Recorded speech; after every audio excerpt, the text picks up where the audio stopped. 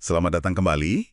Kali ini kita mau gali lebih dalam satu elemen negosiasi yang seringkali dampaknya itu diremehkan. Waktu. Betul sekali. Waktu. Kita akan fokus ke bab 37 dari materi yang Anda berikan. Ini spesifik banget bahas soal gimana tekanan waktu bisa jadi alat tawar yang kuat atau malah jadi bumerang. Ya, betul. Tujuan kita jelas ya, mengungkap dinamika waktu ini biar Anda semua bisa lebih, gimana ya, lebih lihai memainkannya dalam perundingan nanti. Oke, mari kita mulai aja. Siap. Karena waktu dalam negosiasi itu bukan sekedar latar belakang, bukan cuma jam di dinding. Seringkali dia jadi pemain utama yang menentukan hasil akhir. Pemain utama ya, menarik. Dan memahaminya, itu bisa kasih Anda keunggulan yang lumayan signifikan. Oke, nah kunci pertama nih yang dibuka bab 37 ini adalah bagaimana waktu bisa jadi, ya itu tadi, senjata psikologis. Psikologis. Materi Anda menunjukkan fenomena yang kayaknya kita semua pernah alami deh. Orang itu cenderung lebih lunak, lebih fleksibel kalau lagi merasa dikejar waktu. Ya nggak sih? Bener-bener. Bahkan anak kecil aja kayaknya instingnya jalan. Tahu kapan momen paling pas buat minta sesuatu. Biasanya pas kita lagi buru-buru kan? Apa yang menarik di sini sebetulnya dasar psikologisnya. Batas waktu itu gimana ya? Dia menciptakan semacam urgensi internal, ada dorongan bawah sadar untuk, selesaikan ini sekarang juga. Dorongan bawah sadar ya. Nah, dorongan inilah yang seringkali membuka celah untuk kompromi. Sesuatu yang mungkin tadinya nggak terpikirkan sama sekali. Ini respons alami aja sih buat meredakan ketegangan karena deadline itu. Oke, masuk akal. Contoh klasik yang diangkat di bacaan Anda itu soal perundingan damai Vietnam di Paris. Itu jelas banget ya. Iya, itu contoh yang sangat gamblang. Keinginan Presiden Johnson buat cepet-cepet deal gitu. Karena ada tekanan politik internal, ada deadline yang dia rasakan. Dia punya deadline sendiri. Kontras banget sama kesabaran pihak Vietnam Utara. Mereka kan nggak punya beban deadline yang sama persis. Betul. Dan perbedaan persepsi soal waktu ini ternyata pengaruhnya besar sekali ke hasil akhir perundingan itu. Ini ilustrasi yang kuat, bukan? Banget. Dan ini langsung nyambung ke bahaya paling mendasar yang disorot materi Anda ya. Nah, ini dia. Jangan pernah, sekali lagi, jangan pernah biarkan pihak lain tahu kapan persisnya deadline Anda. Wah, kenapa tuh? Informasi itu, ibaratnya Anda ngasih mereka peta ke titik lemah Anda. Mereka bisa dengan sengaja banget ngulur waktu, nunggu sampai menit-menit terakhir. Oh gitu. Terus pas akhir-akhir, baru mereka nekan Anda buat kasih konsesi lebih besar. Kenapa? Karena mereka tahu Anda harus segera setuju. Waktunya udah mepet. Persis kayak latihan seminar yang dijelasin di materi itu ya.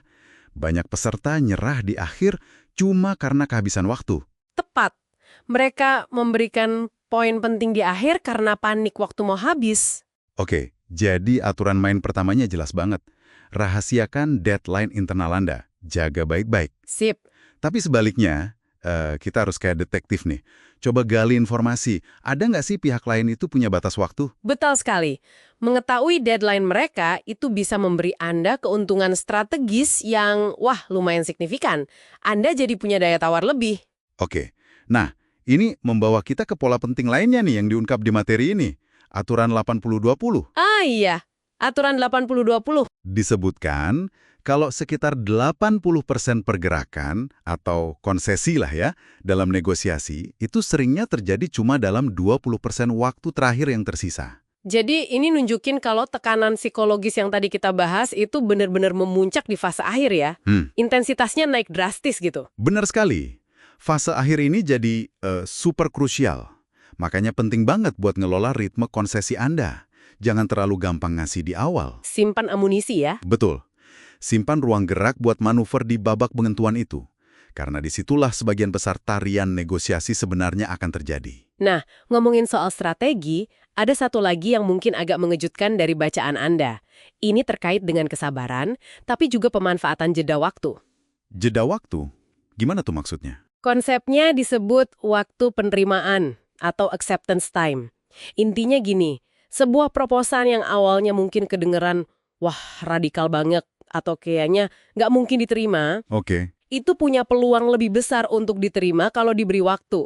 Kalau nggak langsung ditolak mentah-mentah. Jadi maksudnya reaksi spontan kita yang, nggak mungkin, itu belum tentu jadi jawaban final ya. Tepat. Pihak lain itu butuh waktu buat memproses dulu, mencerna idenya, dan mungkin menyesuaikan ekspektasi mereka sama ide baru tersebut. Persis.